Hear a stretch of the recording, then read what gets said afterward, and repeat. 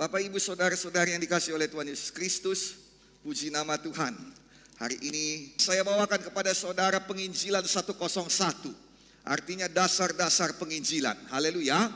Ada beberapa hal yang sudah diceritakan pada kita saudara pada zaman Bapak saya. Semua itu baik adanya. Tetapi hari ini ada beberapa hal yang memperjelas kepada kita semuanya. Haleluya. Supaya kita semuanya maju di dalam Tuhan dalam penginjilan. Mengapa penginjilan ini penting dan lain sebagainya, hari ini kita akan bahas 2 minggu ke depan. Dan kemudian saya akan bahas lagi kepada saudara mengapa Alkitab berkata bahwa orang yang memenangkan jiwa adalah orang bijak. Dan saya juga mau bawa lagi pada saudara bahwa orang yang memenangkan jiwa, dia akan terbit terang padanya seperti bintang-bintang. Itu semua dituliskan di Alkitab. Saudara kita harus menjadi gereja yang memenangkan jiwa. Kita harus menjadi pribadi yang memenangkan jiwa. Ya, setuju, katakan haleluya. Penginjilan 101, Evangelism 101, dasar-dasar daripada penginjilan. Saya mendengar seorang hamba Tuhan berkata begini, bahwa penginjilan adalah nafas kehidupan daripada gereja. Tanpa penginjilan, artinya gereja tidak bernafas. Nah, saudara kekasih dalam nama Yesus, seseorang bisa hidup tanpa bernafas untuk sesuatu waktu.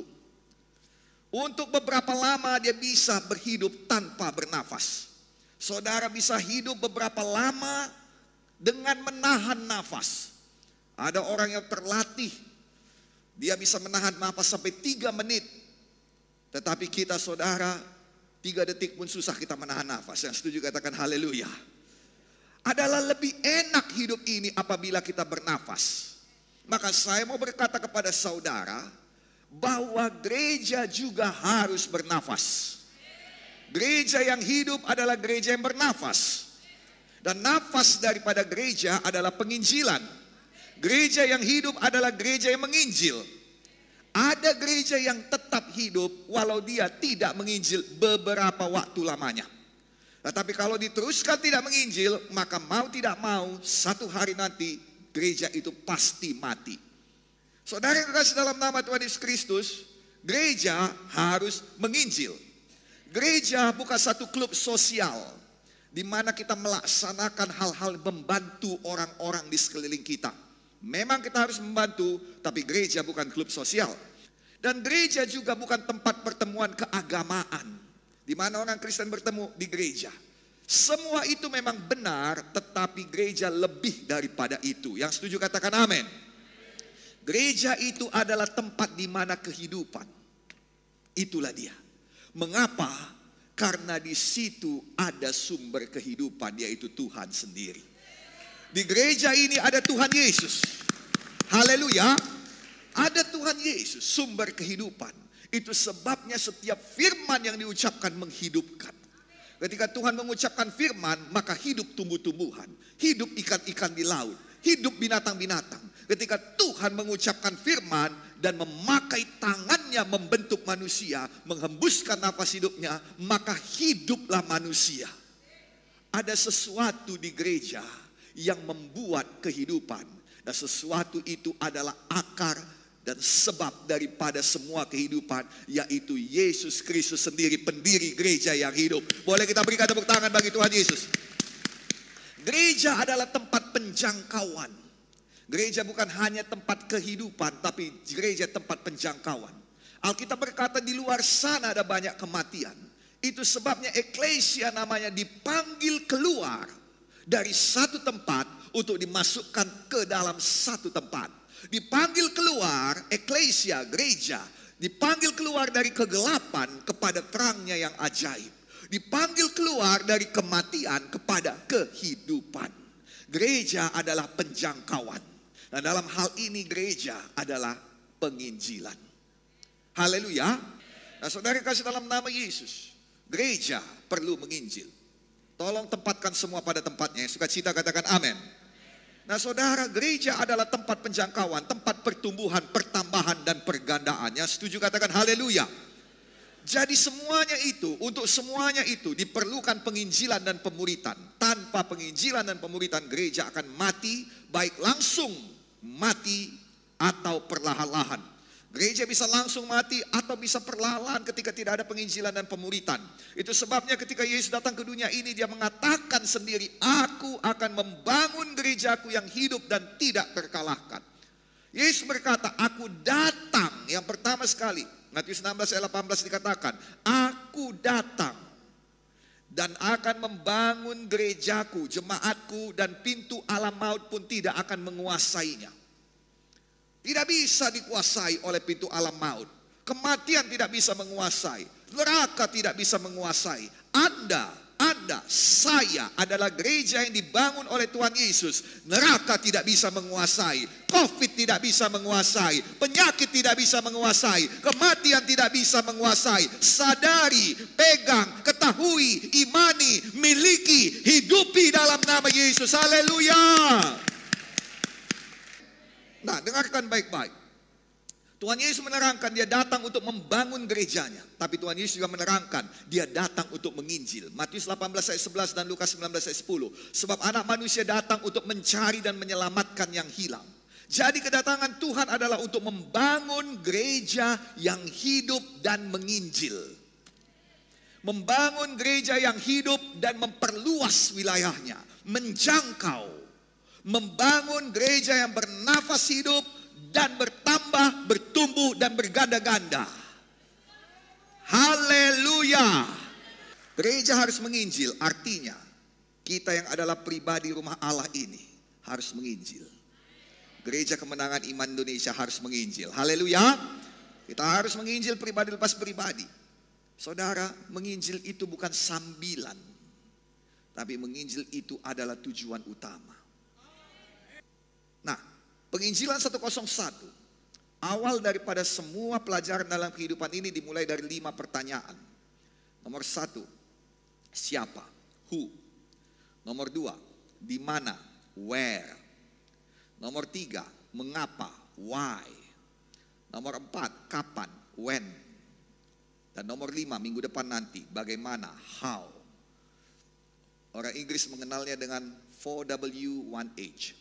4WH, 4W, 1H, 4WH. Sekali lagi, siapa, di mana, mengapa, kapan, bagaimana. Who, where, why, when, how. Kita mulai, yang siap katakan haleluya. Nomor 1, siapa, who. Siapa yang harus menginjil? Jawabannya? Bagus. Saudara diajari dengan baik di Gereja Kemenangan Indonesia. Amin. Sekali lagi, siapa yang harus menginjil? Jawabannya, saya. Kita semua harus menginjil. Tidak terkecuali. Tidak ada pengecualian. Banyak orang ditipu setan dengan berkata, gimana aku bisa menginjil? Aku aja masih sakit, aku aja masih miskin. Makanya engkau tetap dalam penyakitmu dan kemiskinanmu. Dengarkan baik-baik. Ketika Tuhan datang menyembuhkan semua orang, dia tidak mentami-tami. Dia tidak mensahkan, melegalkan penyakitmu. Dia suruh engkau berbuat sesuatu melawan penyakitmu. Haleluya. Haleluya. Ya.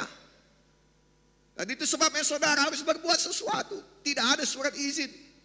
Surat izin capek. Maaf Tuhan. Surat izin karena berhasil. Nah ini yang sering.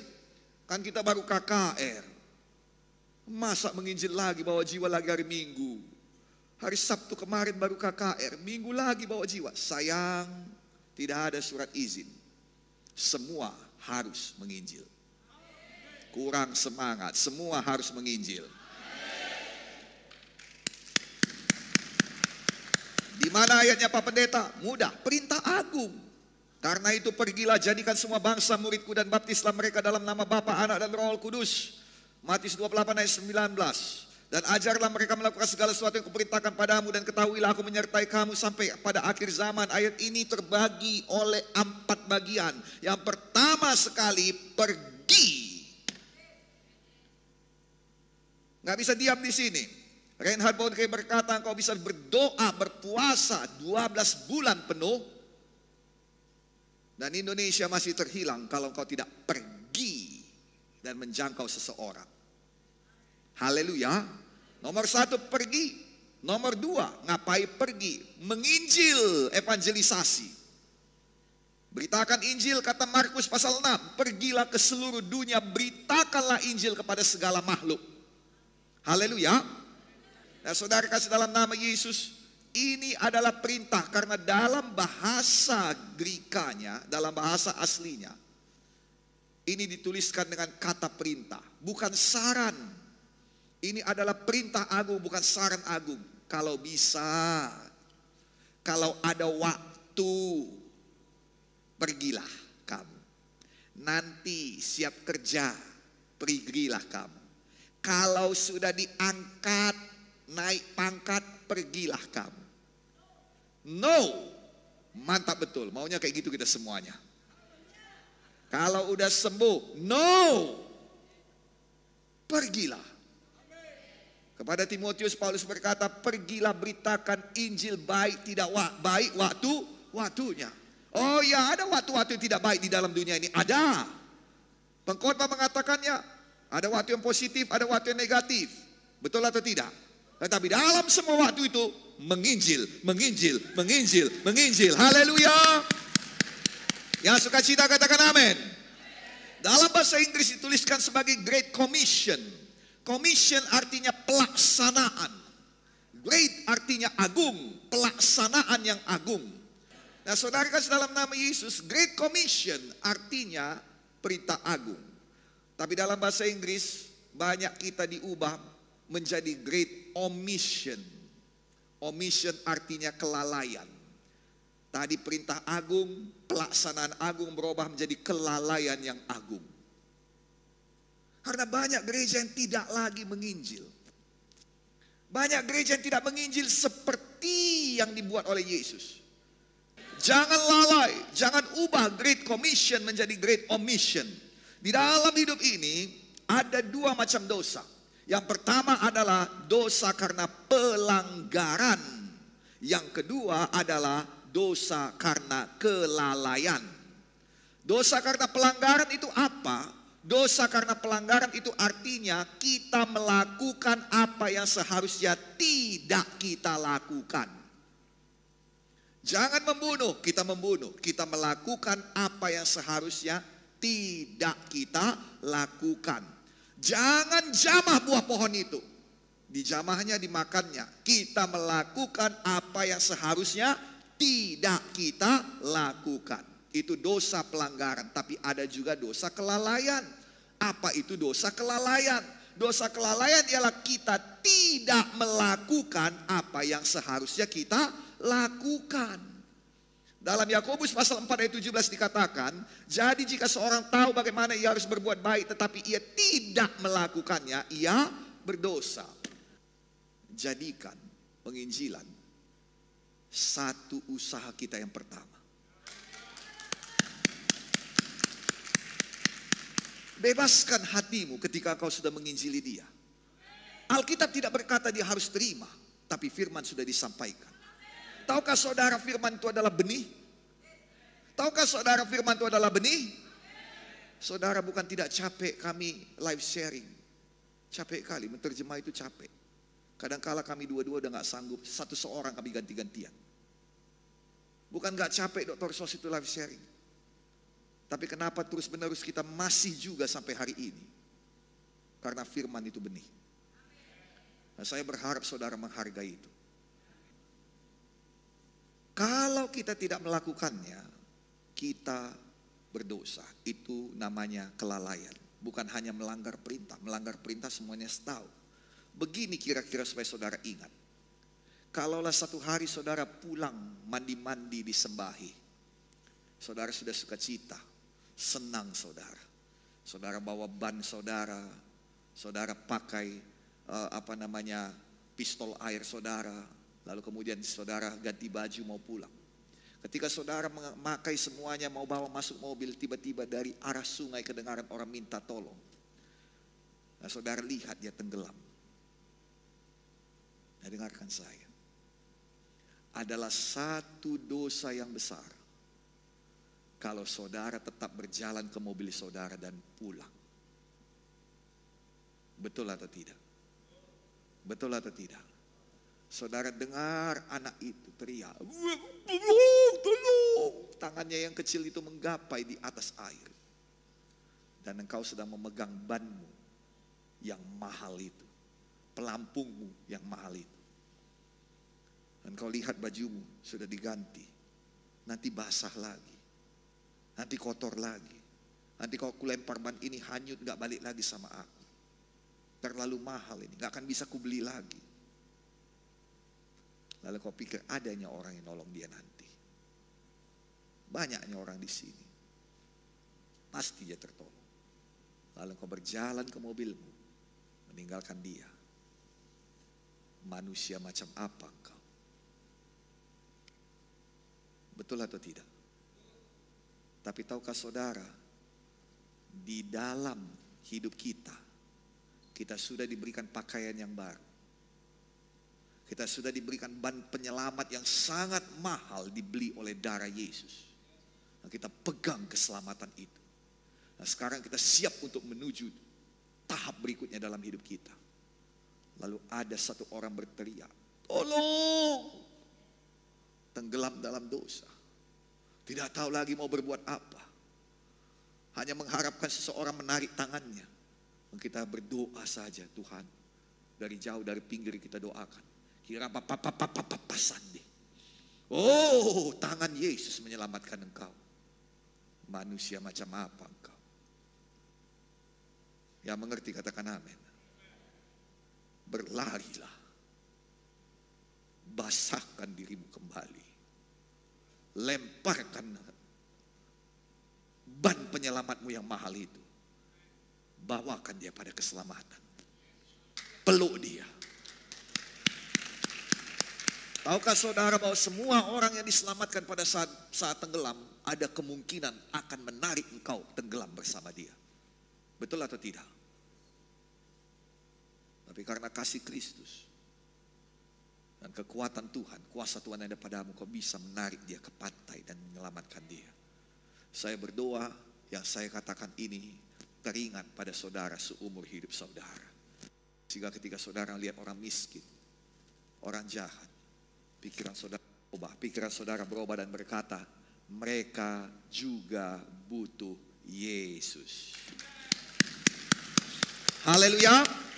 Pada saudara ada jawaban dari pertanyaan hidup manusia yang paling mendasar, yaitu kemana saya kalau saya meninggalkan dunia ini, kalau saya mati kemana. Pada saudara ada jawaban atas kesusahan hidup. Pada saudara ada kasih Kristus yang menyelamatkan. Pada saudara ada kuasa Kristus yang memulihkan.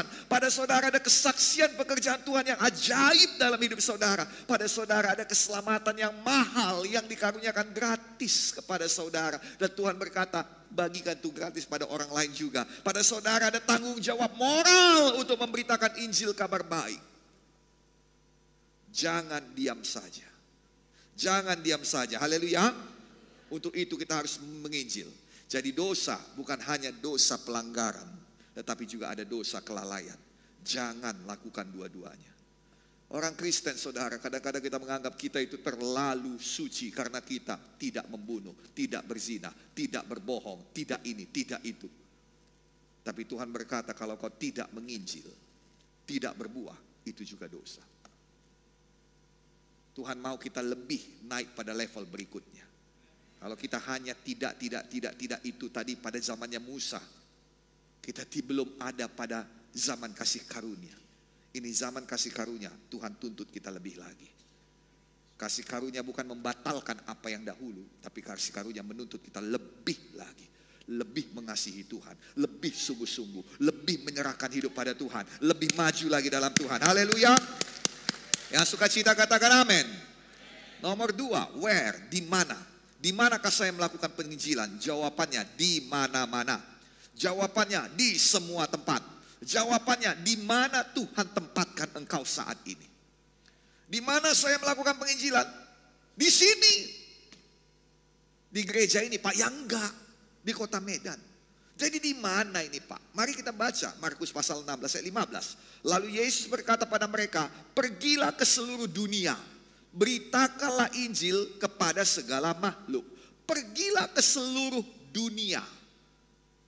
Makanlah seluruh kue itu. Ada berapa kue rupanya di situ? 10. Makan seluruhnya. Pakailah seluruh baju itu. Ada berapa baju rupanya di situ? Ada 5 baju. Pakai semuanya. Yang ngerti katakan amin. Minumlah seluruh minuman itu. Berapa minuman di situ? 3 minuman. Minum semuanya. Sekarang pergilah ke seluruh dunia. Ada berapa dunia rupanya? Banyak orang berpikir pergilah ke seluruh dunia artinya satu dunia ini semua harus diinjili. Bukan itu maksudnya. Di sini ada banyak dunia. Apa saya katakan dunia? Engkau punya duniamu masing-masing. Betul atau tidak? Ada di sini yang dunianya dunia pekerjaan, dunia manajerial, dunia entertainment, dunia sport. Ada di sini dunianya apa? Di pasar berjualan. Tidak ada satupun dunia yang salah. Tidak ada satupun dunia yang lebih kecil daripada yang lain. Semua dunia ini saling sokong menyokong supaya kita bisa hidup di bumi yang indah ini. Haleluya. Ada di sini dunia keagamaan seperti saya. Ada di sini dunia pendidikan. Ada di sini dunia apa lagi? Dunia kekeluargaan. Engkau dengan keluargamu, familimu, itu satu dunia. Tidak ada yang lebih mengerti keluarga Munte selain daripada saya. So, jangan SKSD. Sok kenal, sok dekat. Yang ngerti katakan amin. Itu dunia saya dan bukan duniamu. Jangan campuri. Engkau punya dunia dan saya tidak campuri kecuali kalau engkau izinkan. Yesus pun tidak mencampurinya kecuali kalau kau izinkan. Lihat, aku berdiri di depan pintu dan menerobos. Betul? Betul? Lihat, aku berdiri di depan pintu dan mendobrak. Betul? Lihat, aku berdiri di depan pintu dan breakthrough. Enggak sayang. Lihat, aku berdiri di depan pintu dan minta izin mengetuk. Maka sekarang Tuhan berikan pada kita perintah. Engkau punya dunia yang mana tidak bisa dimasuki oleh siapapun. Injil gak bisa masuk. Tapi Tuhan punya wakilnya di dunia itu. Tuhan punya wakilnya di dunia itu. Dan dunia wakil itu adalah engkau. Tuhan punya wakil di keluarga saya. Tuhan punya wakil, haleluya, kita berikan tepuk tangan bagi Tuhan Yesus. Tuhan punya wakil di kota Medan. Tuhan punya wakil di Indonesia. Haleluya. Tuhan punya wakil di pemerintahan. Tuhan punya wakil di dewan. Tuhan punya wakil di mana-mana. Di setiap rumah sakit ada wakil Tuhan. Di setiap sekolah-sekolah ada wakil Tuhan. Di setiap pabrik-pabrik ada wakil Tuhan. Siapakah wakil Tuhan itu? Anda. Saya. Haleluya. Di pasar impres ada wakil Tuhan. Di supermarket ada wakil Tuhan. Di minimarket ada wakil Tuhan. Saudara bukan hanya sekedar kerja. Bukan hanya sekedar cari makan, cari duit. Saudara adalah wakil Tuhan. Dan Tuhan berkata, pergilah ke seluruh dunia. Tuhan punya kerinduan untuk menjangkau semua dunia. Apakah itu namanya dunia keluarga? Tuhan mau menjangkau Munte. Tuhan mau menjangkau Sembiring. Tuhan mau menjangkau Saragi. Tuhan mau menjangkau Hutajulu. Tuhan mau menjangkau famili demi famili. Seluruh dunia Tuhan mau jangkau. Haleluya. Yang mengerti katakan haleluya. Dan dia pakai saudara. Saya ulangi sekali lagi, dia pakai saudara. Sebentar kita akan masuk kepada itu. Yaitu siapa? Bukan siapa. Yaitu nanti yang terakhir. Apa yang terakhir tadi? Bukan how. Satu lagi week. Mengapa? Nanti nomor 3 setelah ini. Haleluya. Mengapa saya? Haleluya. Nah sekarang kita di mana? Di semua tempat. Di dunia. Di seluruh dunia. Amin saudaraku. Di mana duniamu, pergilah kau menginjil. Amin. Amin. Jika saudara seorang pekerja, menginjillah pada pekerja yang lain. Jika saudara seorang manajer, bawa manajer-manajer pada Tuhan. Untuk memberitakan Injil pada semua orang. Lalu kisah 8 dikatakan mereka tersebar ke banyak tempat. Dan memberitakan Injil. Oh sayang, ini semua di balik hidup mereka. Semua meminta pertolongan. Dan padamu ada ban penyelamat, ada firman, ada kuasa, ada kasih, ada kesaksian. Oke, saya bersaksi, Pak, Yesus itu begini, begitu, begini. Oh, dia belum mau terima. Gak apa-apa. Saya gak mau kalah. Gak mau kalahnya bukan nyerang dia terus. Saya datangi. Yesus bisa menyembuhkan, Pak. Hatsukah saudara? Mungkin yang satu ini gak nerima, tapi yang satu ini sudah lama menunggu. Mungkin yang satu ini masih sombong karena dia orang kaya. Anda siapa? Berani ngomong gitu sama saya. Tapi ibu ini akan penuh dengan air mata. Dan dia akan berkata, syukur kali aku jumpa sama ibu ya. Syukur kali aku jumpa sama bapak. Inilah jawaban yang ku cari selama ini. Beritakan Injil di mana? Di seluruh dunia. Ini dunia saya. Yang mengerti katakan haleluya. Dua lagi sangat cepat dan singkat saja. Yang suka cerita katakan amin. Nomor 3, mengapa? Nomor 3 dengan cepat, why? Mengapa kita melakukannya? Karena Tuhan pilih manusia untuk menjadi partnernya dalam keselamatan. Dan itu adalah kehormatan yang besar. Tuhan pilih manusia, dia gak pilih malaikat. Ini hebat. Tuhan memilih saya, saudara, kita bergandengan tangan dengan dia melakukan pekerjaannya sejak dahulu. Dan saudara, tahukah saudara, Tuhan pakai manusia untuk menjangkau manusia. Bukan Tuhan pakai binatang atau Tuhan pakai malaikat, tidak. Manusia menjangkau manusia. Dan lihat perkataan saya ini benar. Karena Tuhan pun menjadi manusia supaya bisa menjangkau manusia. Haleluya. Tuhan memakai kita semua untuk datang dan melawat. Tuhan pakai saudara. Tuhan mau datang pada mereka, menyelamatkan mereka melalui kita, melalui saya dan saudara. Maukah saudara memberikan diri saudara dipakai Tuhan? Tuhan sedang mencari orang yang dapat diutusnya. Dan dia berkata begini, aku heran kenapa tidak ada yang tampil. Dan dia berkata, aku mendengar suara Tuhan kata Yesaya 6 ayat 8, siapakah yang akan kuutus? Siapakah yang mau pergi? Dengar baik-baik, siapakah yang mau pergi untukku? Maka sautku, ini aku, utuslah aku. Beranikah saudara menjawab panggilan Tuhan? Institut Alkitab Rema sudah dibuka lagi. Amin. Yang terakhir, kapan? When? Dengan cepat jawabannya. 2 Timotius 4 ayat 2. Beritakanlah firman. Siap sedialah, baik atau tidak baik waktunya. Artinya apa? Kita harus memberitakan Injil kapan saja. Kita harus beritakan Injil setiap saat. Kita harus beritakan Injil sekarang. Kita harus terus-menerus terbuka untuk pimpinan Roh Kudus. Ayat ini memberikan pengertian pada kita. Kita selalu on duty, selalu bertugas. Kita tidak pernah berhenti bertugas. Nah, saya mengerti. Lebih indah ternyata kalau kita bersaksi. Tadinya saya capek luar biasa. Tapi setelah itu saya senang luar biasa.